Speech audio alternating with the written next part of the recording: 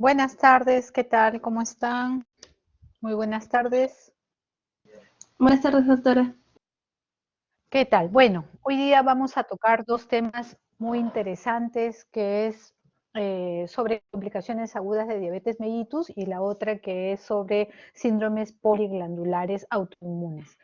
Estos dos temas en realidad lo van a ver una con más frecuencia que la otra en la práctica clínica, en la práctica hospitalaria, lo que tienen significancia en cuanto al impacto que puedan tener de alguna manera de una afectación, no solamente como morbilidad, sino también como mortalidad.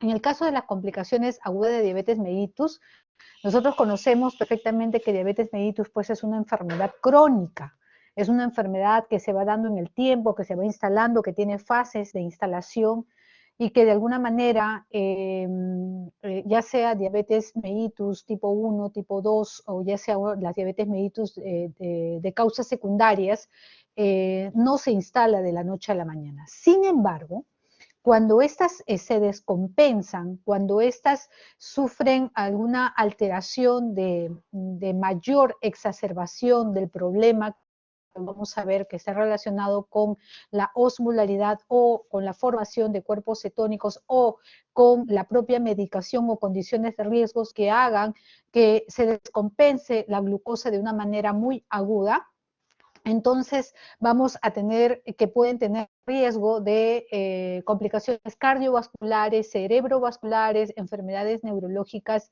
o instalación de deterioros neurológicos, incluso a veces irreversibles. Entonces, por lo tanto, sí que son temas de interés y que vamos a pasar a desarrollar. Entonces, dentro de lo que son las complicaciones agudas tendremos tres, que es la cetoacidosis diabética, el estado hiperosmolar y la hipoglicemia.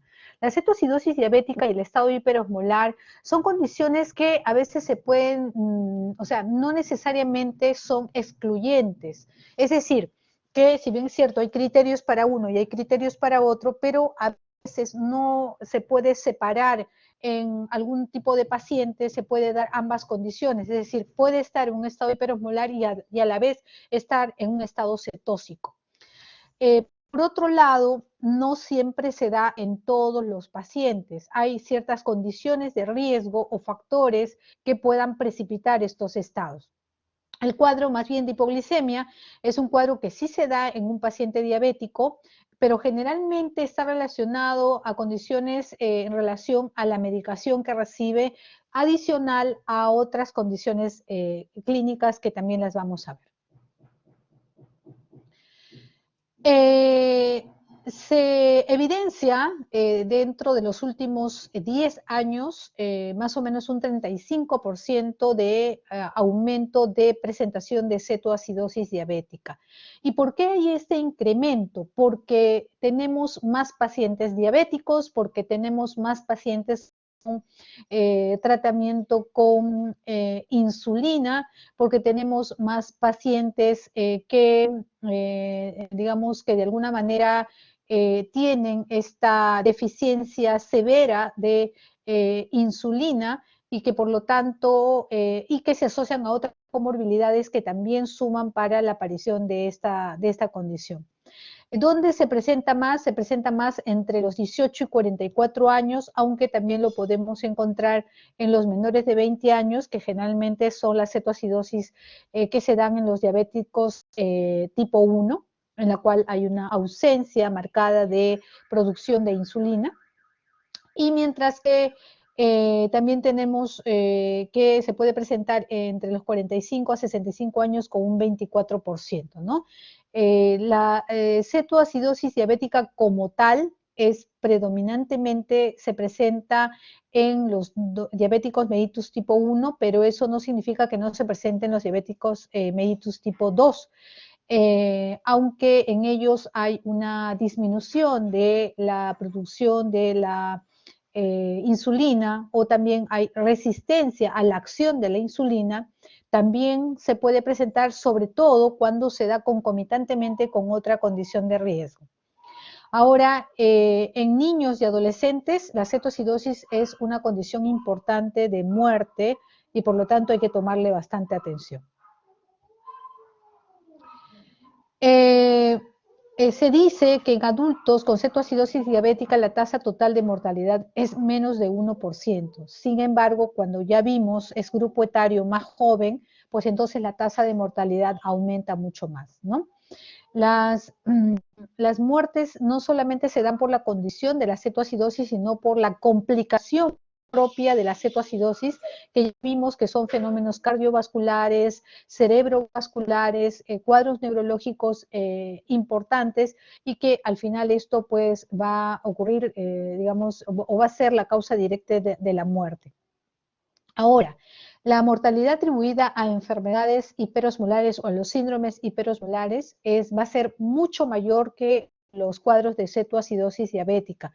De hecho, si nosotros tenemos pacientes con diabetes mellitus tipo 2 en mayor cuantía que los diabéticos mellitus tipo 1, entonces hay más posibilidades de desarrollar estados de hiperosmolares porque hay mayoritariamente este grupo.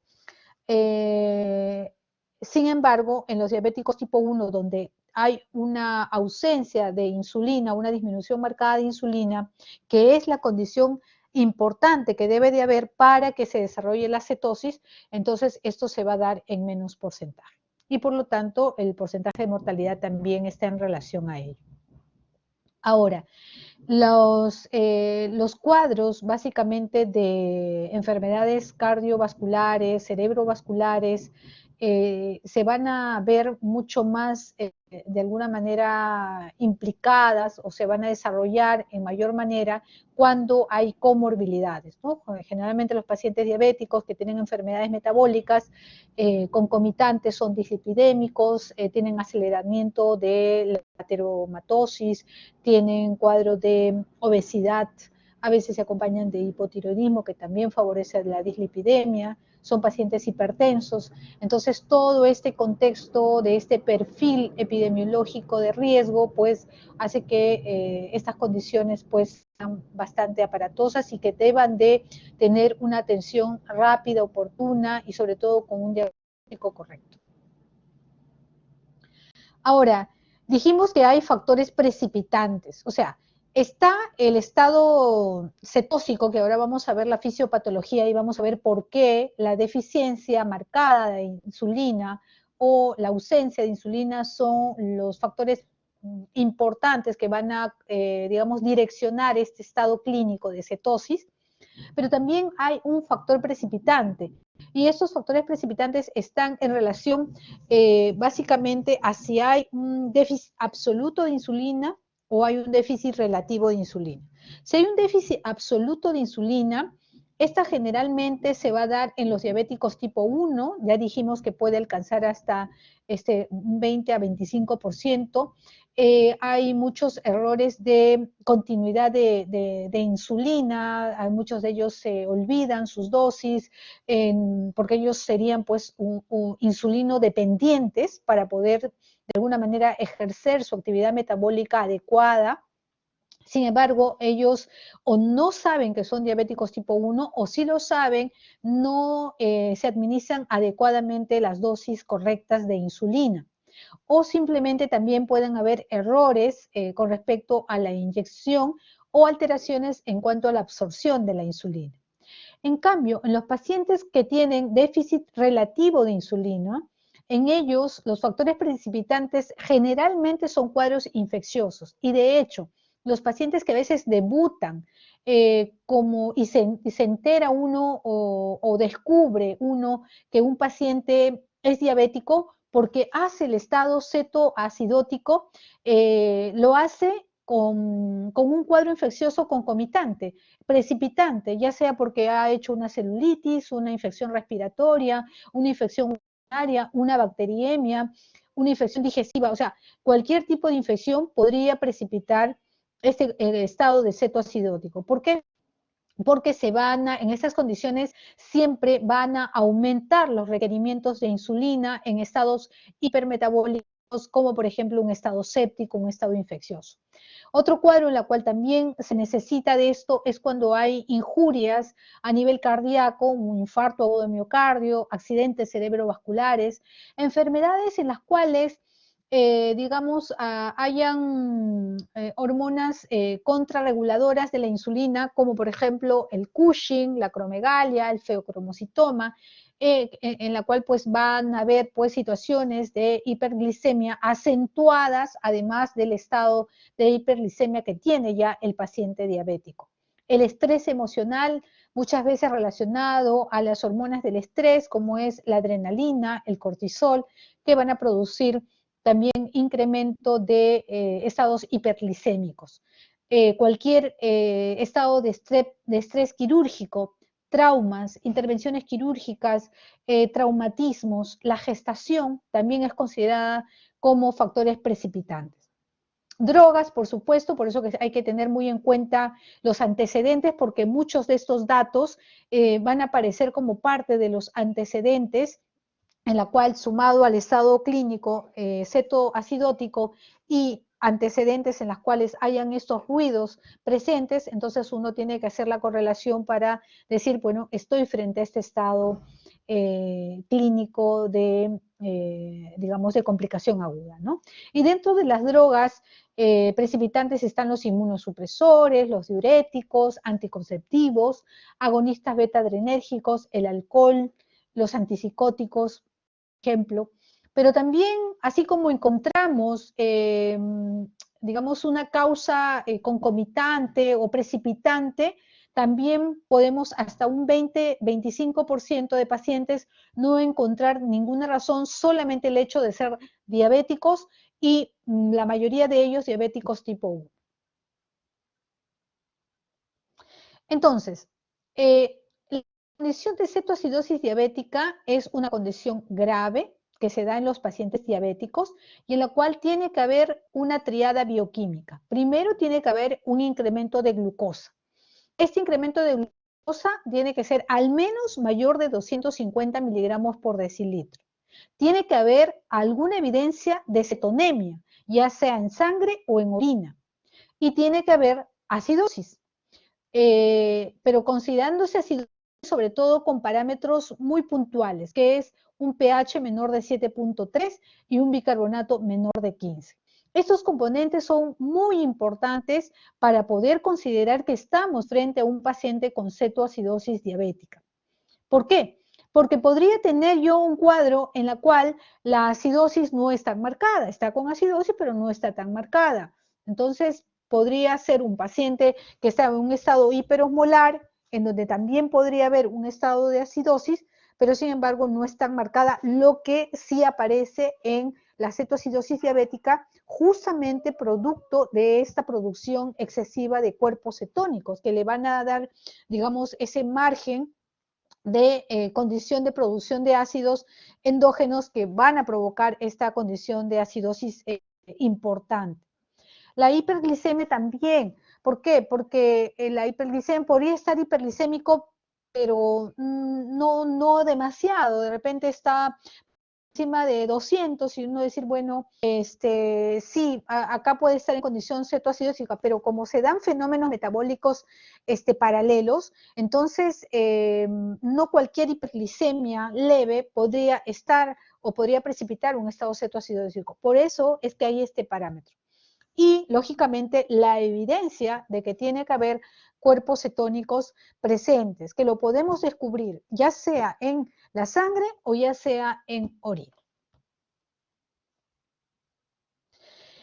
Ahora, en el caso del estado hiperosmolar, que es el otro cuadro clínico en la cual lo que predomina acá, más que la acidosis, es el aumento de la osmolaridad por el incremento marcado de glucosa y por lo tanto precipitar un estado de deshidratación severa.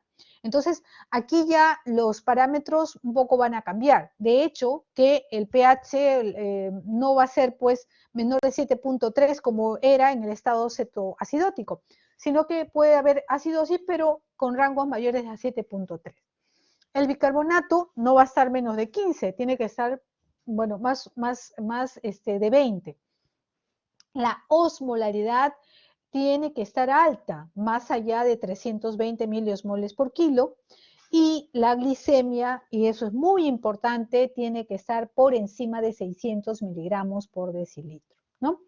Ahora, acá hay dos fórmulas que las pueden usar para hallar la osmolaridad, una que considera la urea o el BUM y la otra que no la considera, en la cual tenemos que la osmolaridad total viene a ser 2 veces el valor del sodio más la glucosa entre 18 y esa glucosa es gramos por decilitro más la urea entre 6, ¿no? Entonces ahí nosotros los valores vamos a tener que debe ser de 290 más menos 5. Pero si no considero a la urea, entonces sería 285 más menos 5. Entonces quiere decir que con estos datos, sabiendo la glucosa, sabiendo el sodio, puedo tener una idea de cómo está la osmolaridad plasmática y poder, digamos, sumar los criterios para ver si estoy frente a un estado hiperosmolar. Entonces, ¿cómo es que se daría este estado de cetoacidosis y cómo es que se daría el estado hiperosmolar? Acá tengo dos condiciones. La condición es o tengo una deficiencia absoluta de insulina o tengo una deficiencia relativa de insulina. Pero lo que sí hay es en los dos cuadros que hay aumento de hormonas contrarreguladoras. ¿Por qué? Porque si es que está viendo justamente este problema, ¿no es cierto?, de que no hay la glucosa que pueda entrar a la célula porque no está la insulina, entonces el organismo siempre muy sabio trata de liberar sustancias, hormonas, péptidos, información para poder justamente tener estos elementos, que en este caso son hormonas, que van a favorecer más bien la presencia de glucosa, porque en su entender es que le falta glucosa a las células, entonces va a aumentar todos los mecanismos para que haya hiperglicemia. Y en eso está todas las hormonas involucradas, está el glucagon, está la hormona de crecimiento, está la adrenalina, el cortisol, entonces todos están justamente en relación a ello. ¿Y qué va a ocurrir con respecto a esta deficiencia absoluta de insulina? Que cuando hay una deficiencia absoluta de insulina, esto va a favorecer la lipólisis tremendamente, lo que va a ayudar a que aumenten los ácidos grasos libres en el hígado. Entonces, al aumentar los ácidos grasos libres, vienen a ser justamente estos elementos que van a favorecer el aumento de la cetogénesis y lo que va a disminuir es la reserva de álcalis. Al momento de que hay gran cantidad de cuerpos cetónicos, entonces va a aumentar la cantidad de ácidos endógenos, entonces tiene que haber gran cantidad de buffers que traten de tamponar ese aumento de, digamos, de condición de ácidos. Entonces, eso va a ser un agotamiento de la reserva de álcalis, lo que va a sumarse a que ya no haya cómo frenar y por lo tanto disminuye el pH, que es la condición de acidemia, y aumenta y disminuye justamente el bicarbonato por ello, ¿no? ¿Qué pasa también esto? Que además estos ácidos grasos, digamos, libres, lo que van a provocar es que haya mayor triacilglicerol, lo cual aumenta la hiperlipemia. Y la hiperlipemia, muy importante para detonar, digamos, mayor condición. Ya de por sí hay una condición de proaterogénesis en el paciente diabético y con esta condición de cetogénesis también pues favorecería esta complicación.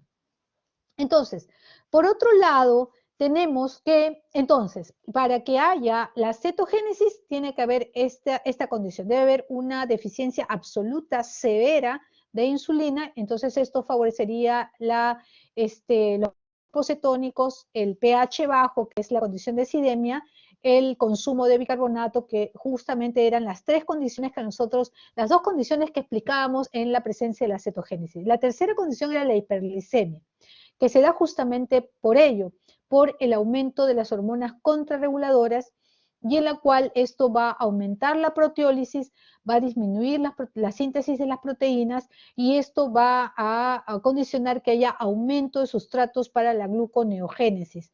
Esta gluconeogénesis va a condicionar justamente estados de hiperglicemia. Por otro lado, el aumento de las hormonas contrarreguladoras producen aumento de la glucogenólisis y disminuyen la utilización de la glucosa para que haya más glucosa a nivel sanguíneo. Entonces, todo tratando de favorecer en su entender de que le falta glucosa a las células, pero entorpecen justamente este estado, aumentando la glucosa, que es una sustancia que va a aumentar tremendamente la osmolaridad a nivel sanguíneo y por lo tanto provocar ¿qué? Provocar que haya glucosuria, diuresis osmótica, haya pérdida de agua y de electrolitos, que el paciente se deshidrate y que por lo tanto pueda haber una disminución del volumen efectivo a nivel plasmático renal y por lo tanto provocar una injuria renal, ¿no? Entonces, estos pacientes van a estar con una condición de deshidratación siempre y cuando, digamos, el paciente además esté también favorecido con otras condiciones clínicas que de alguna manera precipiten estos estados. Entonces, la cetoacidosis diabética se va a tener la hiperglicemia y se va a tener la cetosis. En cambio, cuando hay una deficiencia relativa de insulina, aquí la producción de cetogénesis, de alguna manera, el hecho de estar presente, aunque sea en poca cantidad de insulina, esto ya bloquea la formación de ácidos grasos libres en el hígado. Entonces, por lo tanto, no se forma los cuerpos cetónicos. Sin embargo, tenemos de que la acción de las hormonas contrarreguladoras es donde cobra mayor importancia porque los estados de hiperglicemia se dan en mayor, digamos, cuantía, provocando este estado de deshidratación, de pérdida de volumen, de injuria renal, de estados netamente de diuresis osmótica, provocando un cuadro clínico severo, aparatoso, que puede llevar a la muerte del paciente. El tratamiento en el caso de los pacientes con cetoacidosis diabética generalmente está darle la insulina, hidratarlo sí, pero darle insulina. En cambio, en los pacientes que tienen estado hiperosmolar o el síndrome hiperosmolar, lo fundamental es hidratar, primero hidratar y luego darle ya la insulina, pero fundamentalmente la hidratación. ¿Cómo se manifestará? ¿Cuáles serán los síntomas? ¿Cómo serán las manifestaciones clínicas? Pues ya lo vamos a ver en un cuadro más adelante, sin embargo les voy adelantando. Paciente que tiene una cetoacidosis diabética, como predomina el estado de acidosis metabólica, entonces el paciente estará nauseoso, vomitando, puede haber trastornos a nivel del sistema nervioso central como estado mental confuso, con mareos, con cefalea, puede haber convulsiones. A nivel cardiovascular, el paciente puede tener palpitaciones, taquicardia, puede haber injuria miocárdica. También el paciente podría tener la respiración de Kussmaul, que sabemos que es una forma en la cual descubrimos que un paciente está con acidosis metabólica. Y lógicamente puede haber el compromiso renal.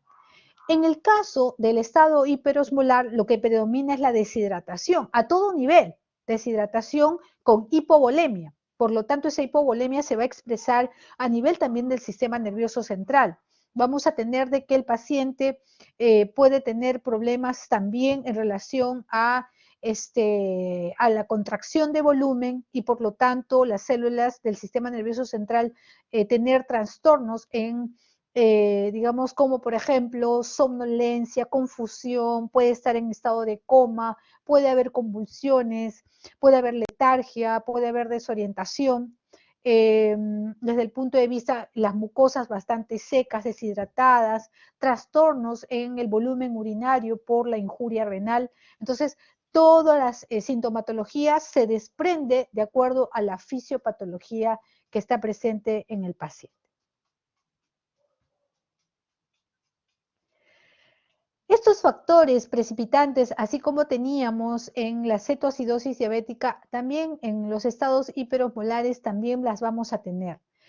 Tanto en la cetoacidosis como en el estado hiperosmolar, el factor principal precipitante siempre va a ser los cuadros infecciosos. Entonces, infecciones agudas que se dan a todo nivel, cuadros respiratorios, dérmicos, urinarios, bacteriemias, cualquier tipo de infección va siempre provocar que sea un estado de estrés y eso condiciona de que haya un aumento también de hormonas contrarreguladoras de la insulina y esto va a provocar mayor hiperglicemia. Entonces, por lo tanto, si el paciente era un paciente diabético descompensado, no tratado adecuadamente, no teniendo digamos, una alteración o un control adecuado de sus glucosas y que encima haya, digamos, factores que aumenten mucho más la glucosa, entonces ya pasamos el límite, pasamos este umbral en la cual se desarrolla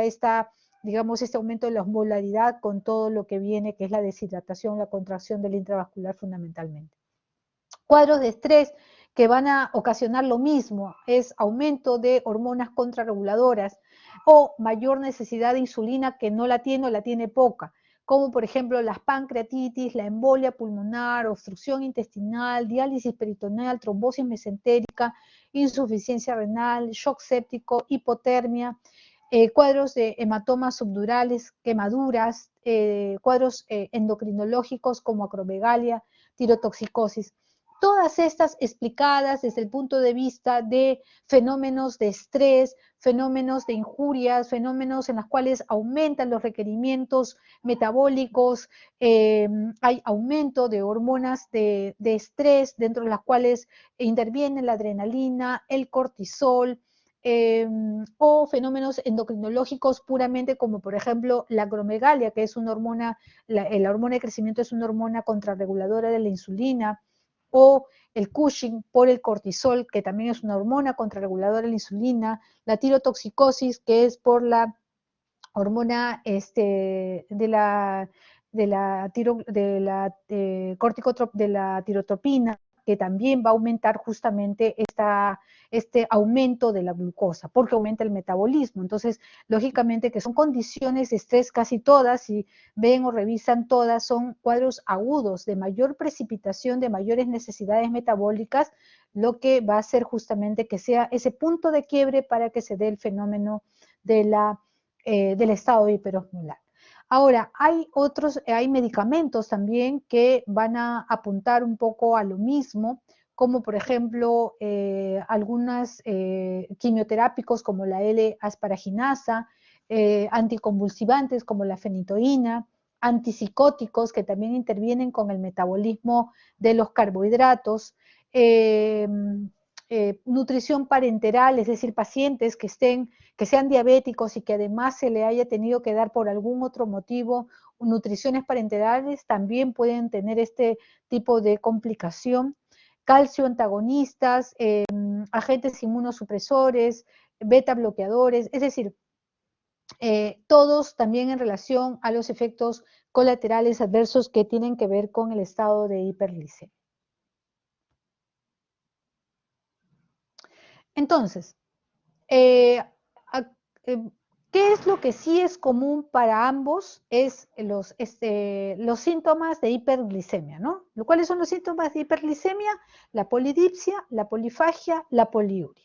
O sea, eso se va a dar en ellos, son pacientes que van a estar teniendo estos cuadros, ya les he dicho que muchos de ellos debutan con una complicación aguda y recién ahí nos damos cuenta que son pacientes diabéticos y a veces ellos mismos recién descubren que son pacientes diabéticos y que han estado larvando su estado, prácticamente no dándole mucha importancia, teniendo síntomas a veces generales y que de pronto hay factor precipitante, desencadenante, que hace justamente que se desarrolle ese cuadro clínico específico, ya sea de cetoacidosis o ya sea de estado hiperosmolar. Entonces, el desarrollo de la cetoacidosis diabética generalmente es rápido, se da en menos de 24 horas, no tienen un paciente que va a estar con cetoacidosis pues mucho tiempo, más de una semana, ¿no? Son cuadros de instalación aguda, mientras que el estado hiperpolar sí se puede dar un poco en días.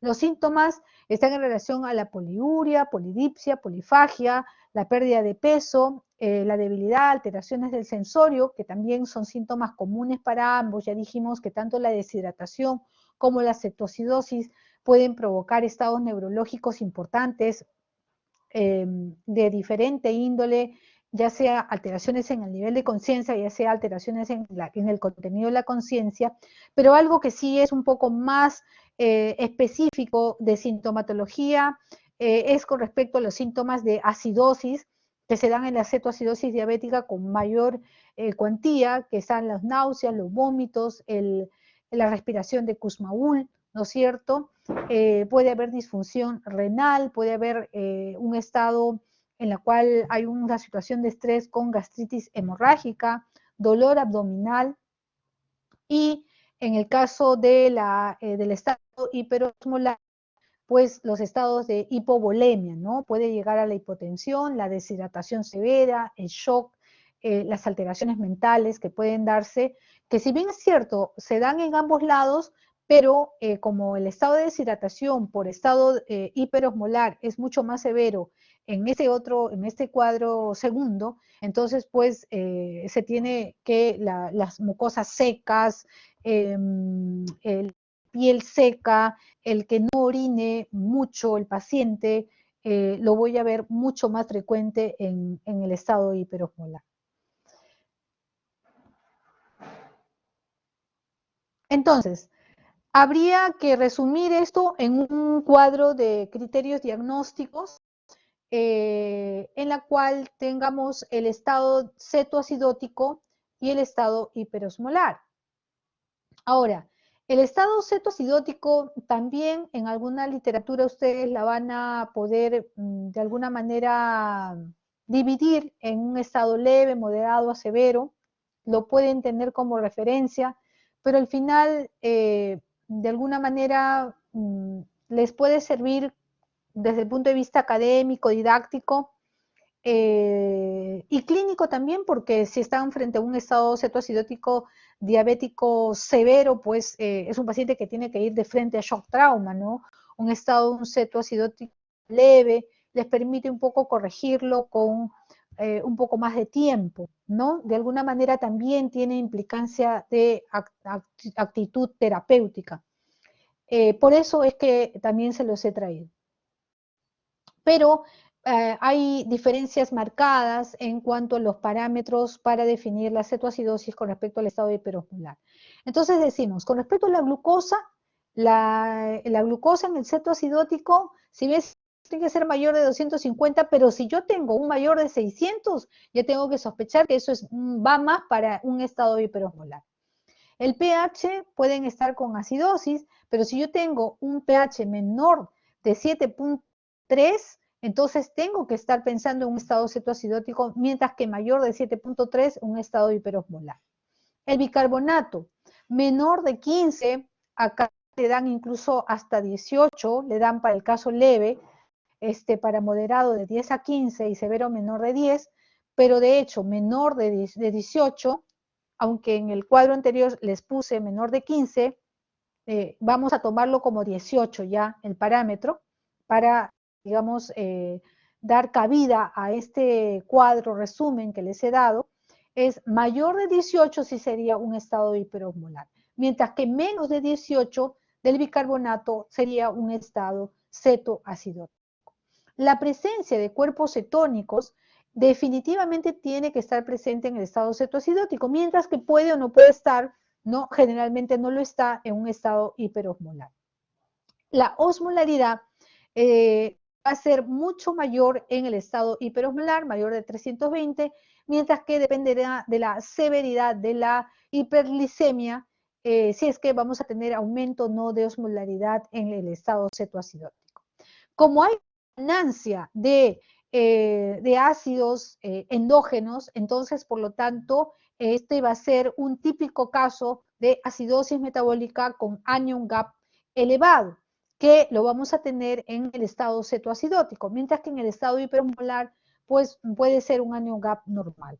El estado del sensorio, definitivamente, tanto en la cetoacidosis diabética severa como en el estado hiperosmolar, pues vamos a tener un severo deterioro del estado neurológico, mientras que en una cetoacidosis leve a moderada todavía podemos tener esta transición de alerta a somnolencia. El tercer cuadro de complicación aguda es la hipoglicemia. Y la hipoglicemia se da en pacientes que tienen estas condiciones, que tienen un tratamiento intensivo de diabetes con insulina o antidiabéticos orales, ¿no? Son pacientes que generalmente tienen una larga evolución de diabetes. Se asocia mucho estos cuadros de hipoglicemia a pacientes diabéticos que sufren de neuropatía autonómica. A veces estos pacientes diabéticos terminan haciendo hipoglicemia cuando ya hay un compromiso hepático o cuando ya hay un compromiso renal. En el caso del compromiso renal, porque ya la poca insulina que tiene está recirculando porque se depura por vía renal, y entonces al haber un deterioro de la función renal, esta poca insulina que tiene, y si encima de todo se administra más insulina, está que recircula en la sangre y por lo tanto puede aparecer los fenómenos de hipoglicemia. Mientras que con el problema hepático, a veces son pacientes que concomitantemente están con cuadro de una hepatopatía crónica con disfunción hepática y por lo tanto pobre reserva de glucógeno, y por lo tanto no hay cómo atender las necesidades de esta, digamos, de esta administración de insulina. La deficiencia de la regulación alimentaria, un paciente que de pronto se mantiene en ayuna, no come sus alimentos completos, si recibe insulina debería de tener un adicional en la noche por los periodos de ayuno prolongado que se dan en la madrugada.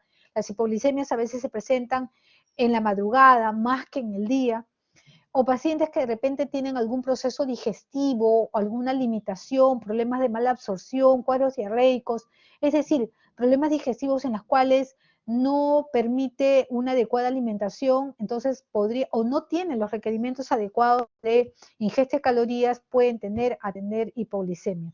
Los que consumen alcohol y los que están sometidos a ejercicios intensos podrían sufrir de hipoglicemia dentro del contexto de diabetes mellitus.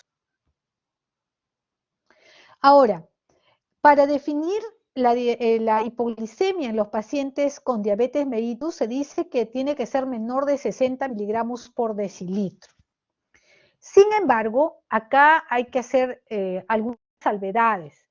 Se puede tener que el paciente diabético está con 70 y tener síntomas de hipoglicemia.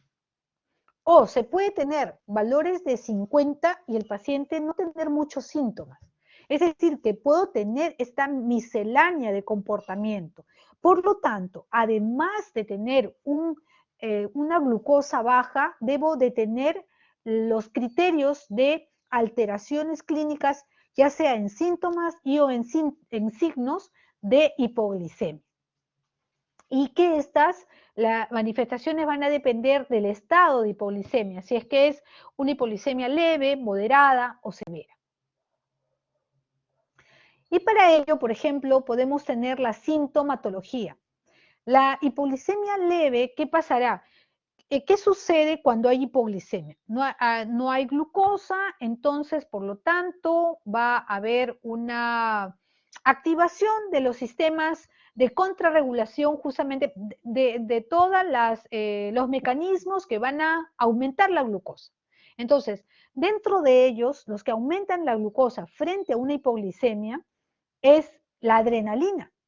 Y es justamente en estas etapas iniciales, en estas etapas en las cuales no hay, digamos, hay un descenso, pero no es tan importante, no está tan bajo los niveles de hipoglicemia, los primeros mecanismos que se van a activar son los adrenérgicos y los colinérgicos. Entonces, por lo tanto, para salvaguardar de alguna manera el aumento o que haya aumento de glucosa a nivel sanguíneo. Entonces, la forma en la cual se expresa la sintomatología es por la actividad colinérgica y por la actividad adrenérgica. Y también por los efectos de la hipoglicemia en el sistema nervioso central, pero fundamentalmente por los dos primeros. Entonces, estas sintomatologías adrenérgicas y colinérgicas estarían en relación a problemas como, por ejemplo, taquicardia, sudoración, piel fría, palidez, visión borrosa, mareos, sensación nauseosa, dolor abdominal. Entonces, hay síntomas que están en relación básicamente a estas actividades adrenérgicas y colinérgicas, y justamente a través de ello es que nosotros debemos de, digamos, sospechar que podríamos estar frente a una hipoglicemia de tipo leve, ¿no? Ahora, una hipoglicemia moderada, acá sí ya va a haber un deterioro evidente de la función motora, el paciente está más hipoactivo, el paciente está más letárgico, el paciente está más, de alguna manera, puede llegar a la lipotimia, hay trastornos mentales superiores como confusión, conducta inadecuada, están mucho más encefalopáticos, ¿no? Puede llegar incluso a estado del sopor, mientras que en la hipoglicemia severa ya los mecanismos de compensación que hubieron adrenérgico han vencido, y de tal manera que ya se instala propiamente la neurohipoglicemia. Entonces esta neurohipoglicemia hace que haya una disminución marcada de sustrato fundamental en la actividad metabólica del sistema, de las células del sistema nervioso central, y por lo tanto va a provocar estado neurológico severo, con estado de confusión marcada, con estado de coma, con estado de un deterioro neurológico importante, puede hacer convulsiones también. ¿Y cuál sería la severidad? ¿Cuál sería lo grave de todo esto si no se corrige rápidamente, ¿no? Si no tenemos esa, de alguna manera, esa actitud de poder sumar todos los aspectos. A ver, es un paciente diabético, es un paciente que tiene factor precipitante. Acá hay algunas condiciones de riesgo que puede hacer que haga hipoglicemia. Y encima tengo signos de hipoglicemia, entonces es una hipoglicemia. Entonces, por lo tanto, si tengo una hipoglicemia, quiero saber si es que es más o menos leve, moderada o severa para intervenir. Paciente en una hipoglicemia moderada, severa, definitivamente el paciente no va a poder automedicarse, tiene que ser corregido en un ambiente hospitalario. Una hipoglicemia leve podría, además de que también se puede atender digamos, en emergencia, sin embargo, todavía tengo tiempo para poder actuar. Y de alguna manera, también el paciente, si está en casa, podría también compensarse, ¿no? Tomando un poquito más de calorías, de alguna manera. Sin embargo, hay estados en donde ya, aún siendo hipoglicemia leve, hay mucha descarga adrenérgica, colinérgica, que hace que los pacientes acudan a emergencia y nosotros lo detectamos ahí.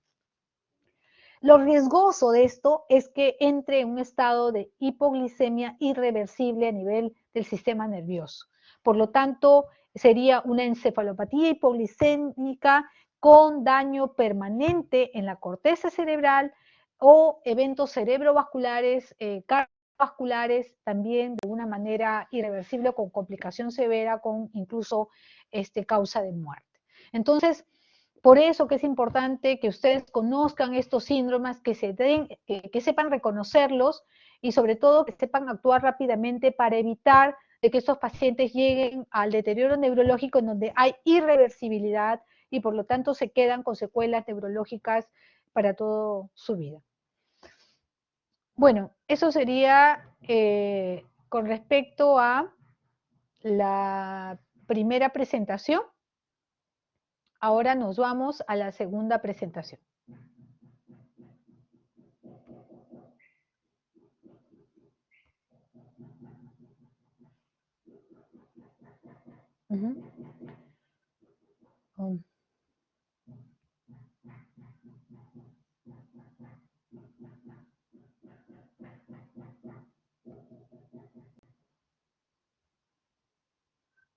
Ok.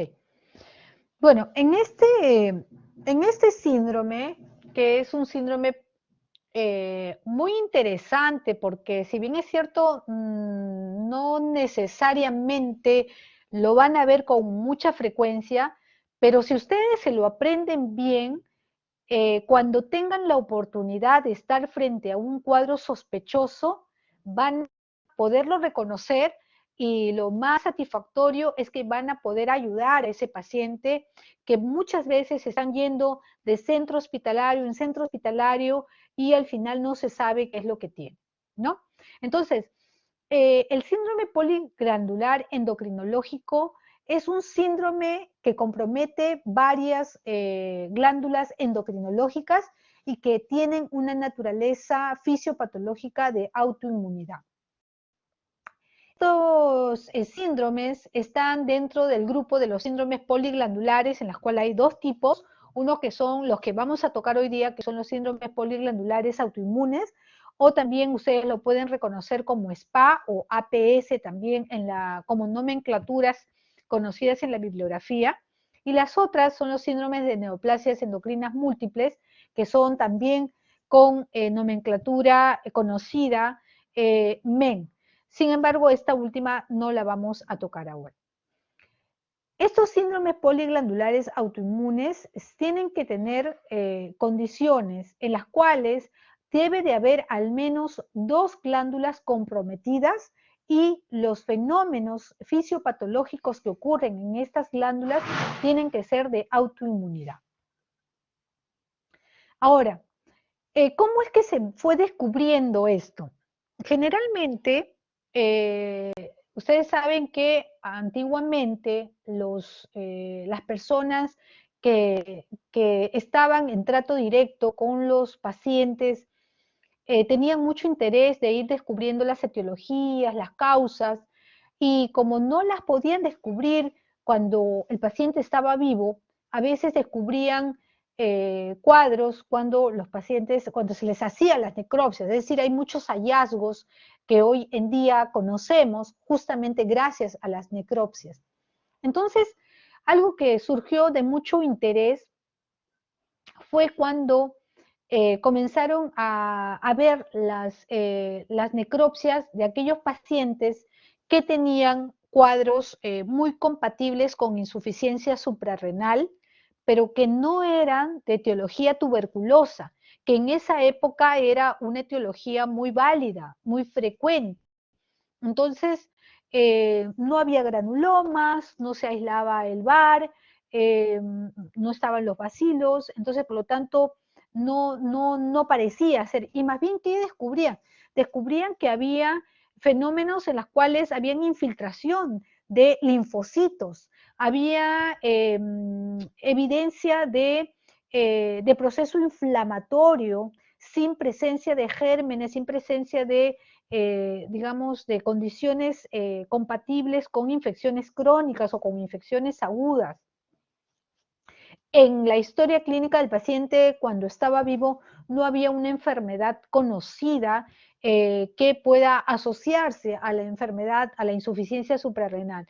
Entonces, a estas infiltraciones linfocitarias, con fenómenos inflamatorios, con ausencia de otro tipo de fenómenos o de causas explicables, entonces se le llamó insuficiencias suprarrenales de tipo inmune, que más adelante pues eran las famosas insuficiencias suprarrenales de tipo autoinmune, descrita por Thomas Addison desde 1855 y ya como tal, como enfermedad de Addison en el 2019. Luego, Smith también describió infiltrado linfocitario con fenómenos inflamatorios sin causas conocidas en la tiroides. Y vio que también se daban coincidentemente, encontrándose tanto estos mismos fenómenos, hallazgos anatomopatológicos en tiroides como en la glándula suprarrenal. Entonces, Smith describió por primera vez Thorpe y Hamley en 1929 encontró una asociación de hipoparatiroidismo en la cual también había estos hallazgos en la anatomía patológica, con cuadro clínico de hipoparatiroidismo, y también tenían candidiasis. Entonces, y veía que había esta asociación con frecuencia, entonces, por lo tanto, también lo fueron descubriendo.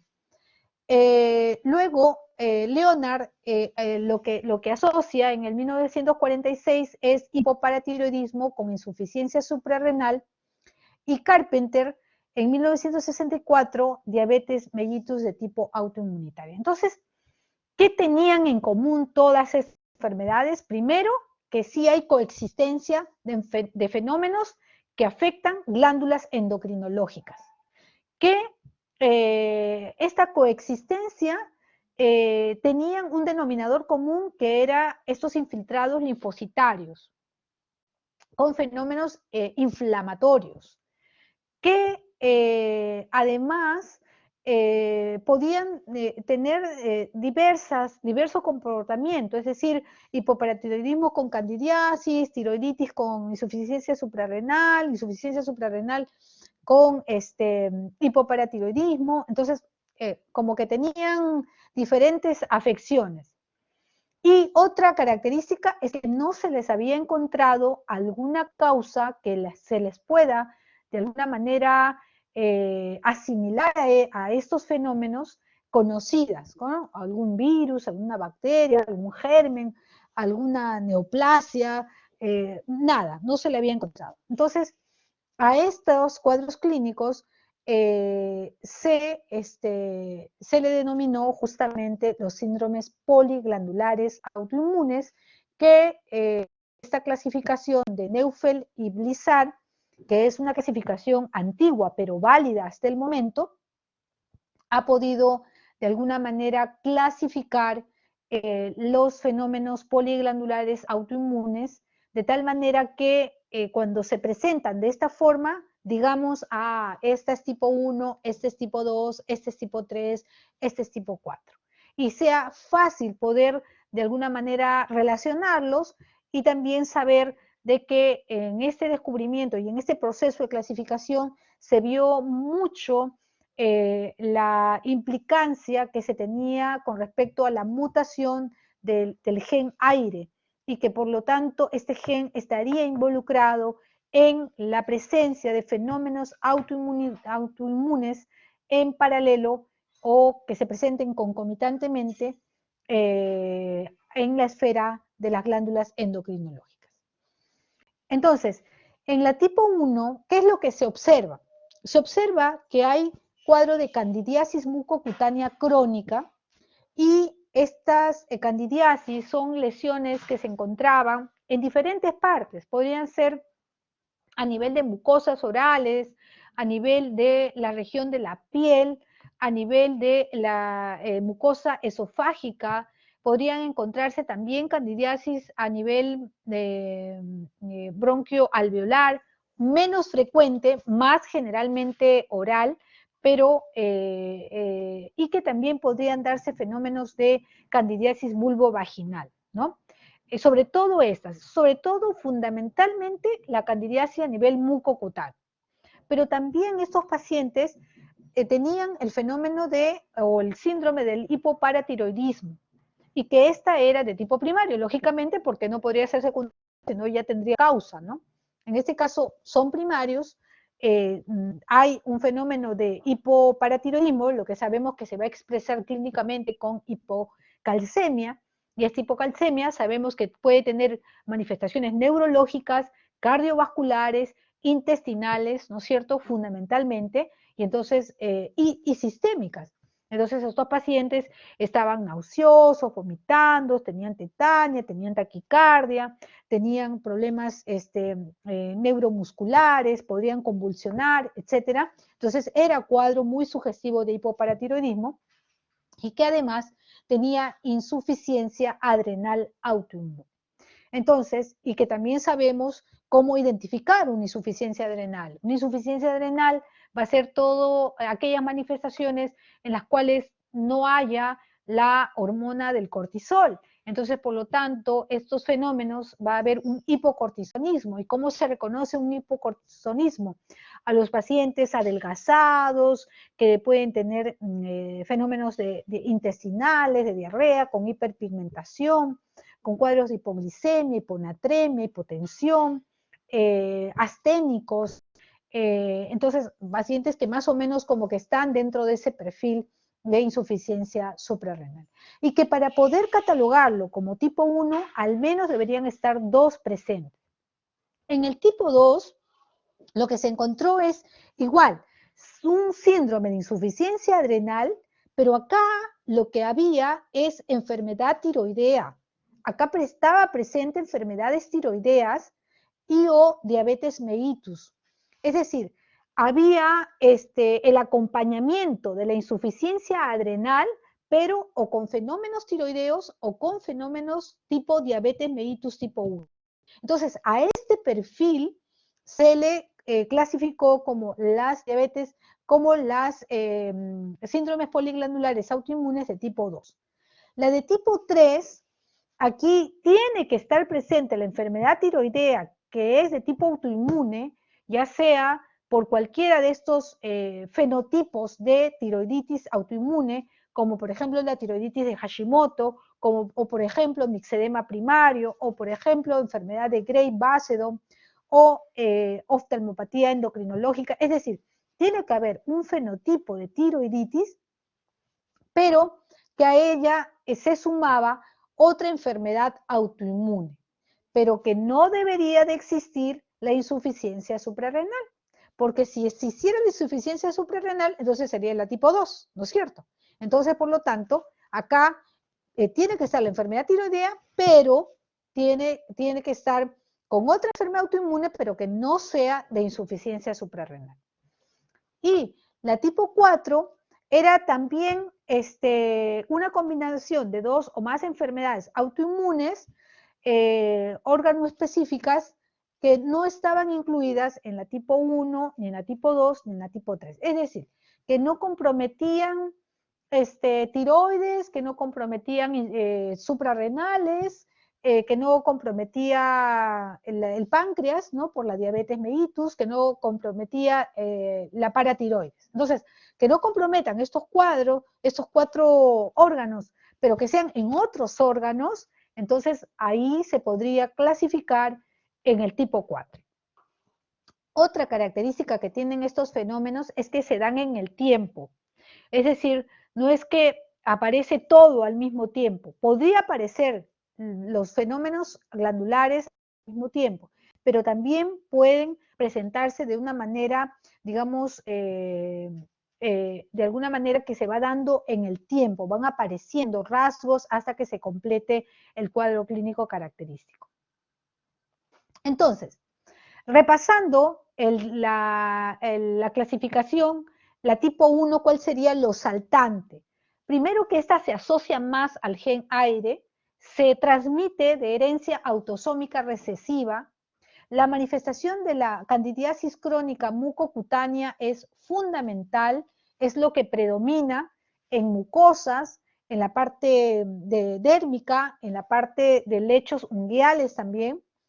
Se presenta en la primera infancia, menores de 5 años, fundamentalmente, eso es otro dato, o sea, no solamente la asociación de, digamos, del hipoparatiroidismo y de la candidiasis crónica, no solamente, sino que también es importante en dónde se da, es decir, en la primera etapa de la vida, pero, digamos, si bien es cierto, se instala en la primera etapa de la vida, el resto de los síndromes se podrían ir completando a lo largo de la juventud, ¿no? Pero no pasa mucho más allá de la etapa adulta.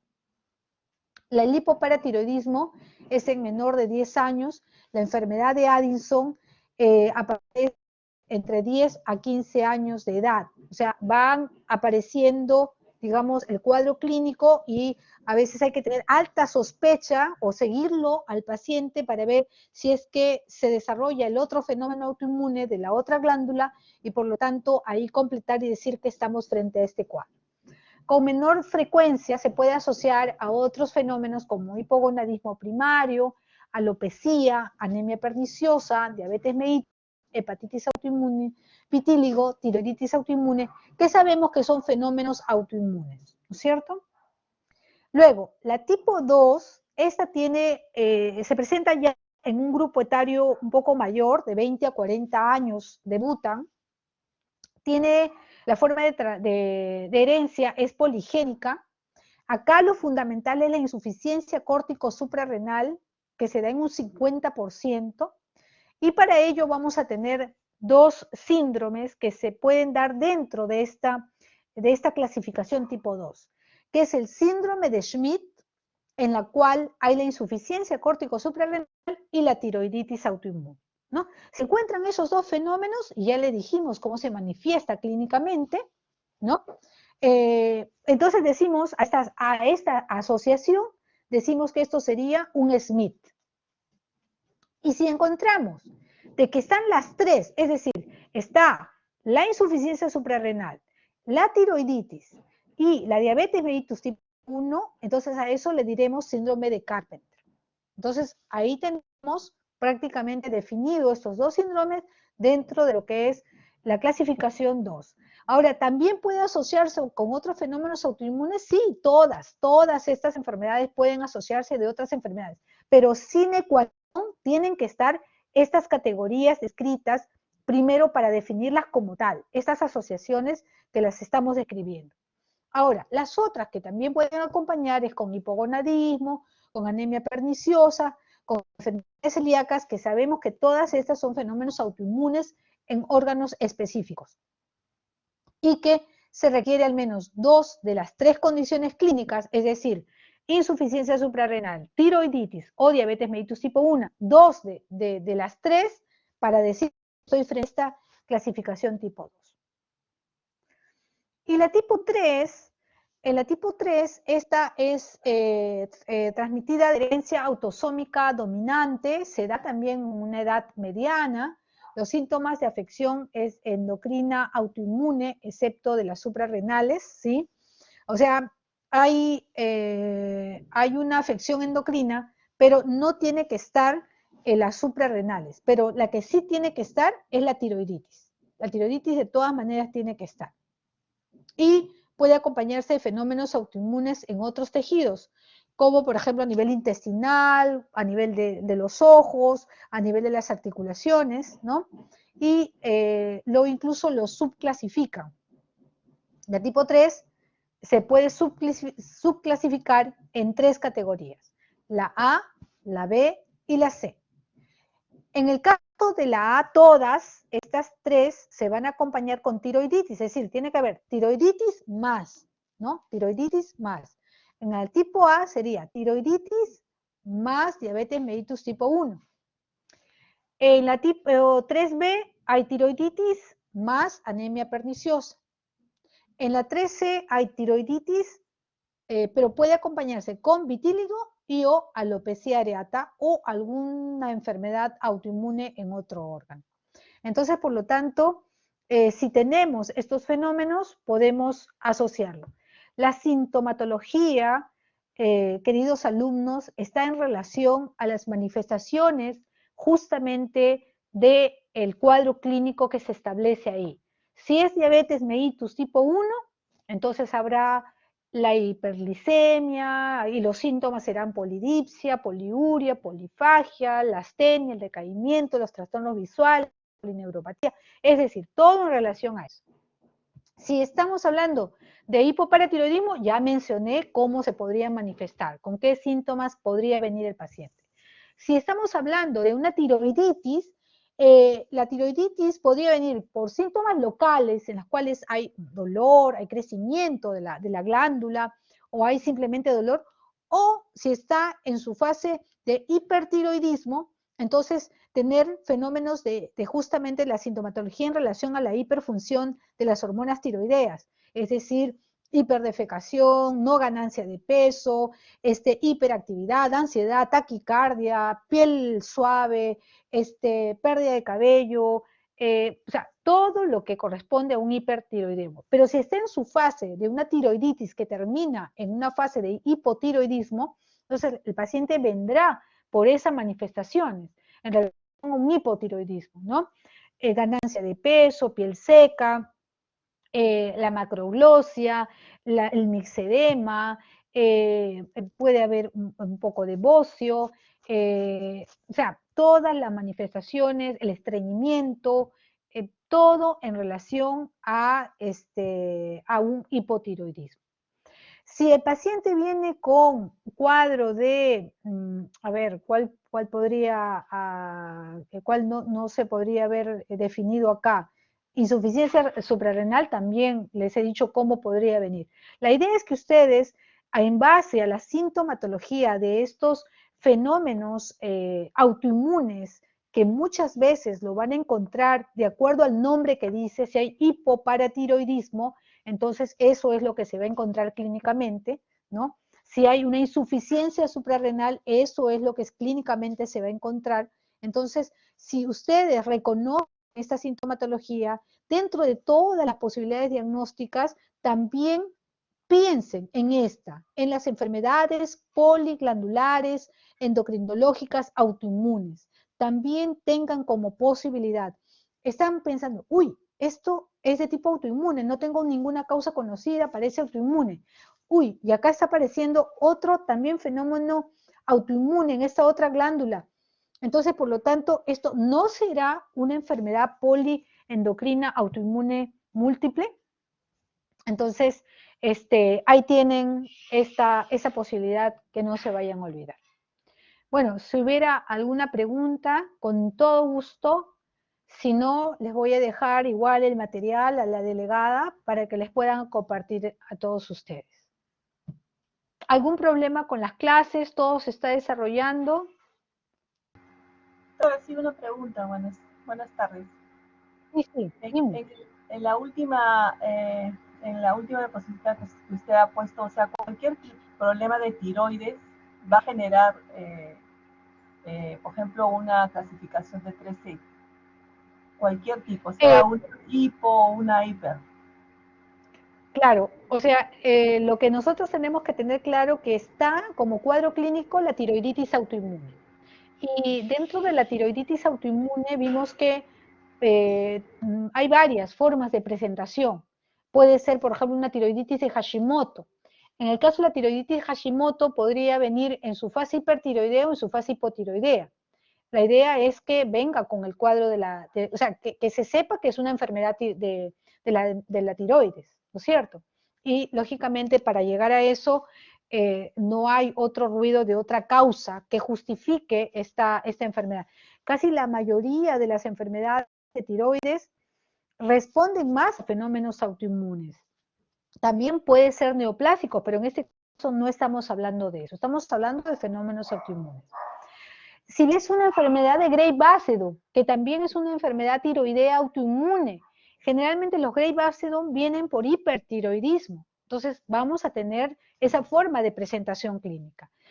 Por eso que acá no te dice hipertiroidismo más diabetes, hipotiroidismo más anemia perniciosa. No te dice eso. Te dice cuadro de tiroiditis autoinmune, que puede ser, digamos, la forma de hiper o hipofunción de acuerdo al estado donde se encuentra, pero acompañado con diabetes, acompañado con anemia perniciosa o con vitiligo-alopecia para subclasificarlo. ¿Sí? ¿Claro? Lorena, me preguntaste, ¿te respondí? Sí, doctora, gracias, doctora. Sí. ¿Está bien? Gracias. Ok. ¿Alguna otra pregunta, por favor? ¿No? Ok. Está la delegada. Quiero saber si todo el endocrino está todo correcto. Se están dando todas las clases. Hemos tratado para que ustedes no estén entrando de un profesor con otro profesor y por acá y por allá. Entonces hemos tratado de ordenarnos para que todo el profesor se ocupe de las 2 horas y puedan tener esa secuencia con el mismo profesor, ¿no? ¿Todo bien? ¿La delegada está? ¿No está? Doctora. Ok. Todo tranquilo, ¿sí?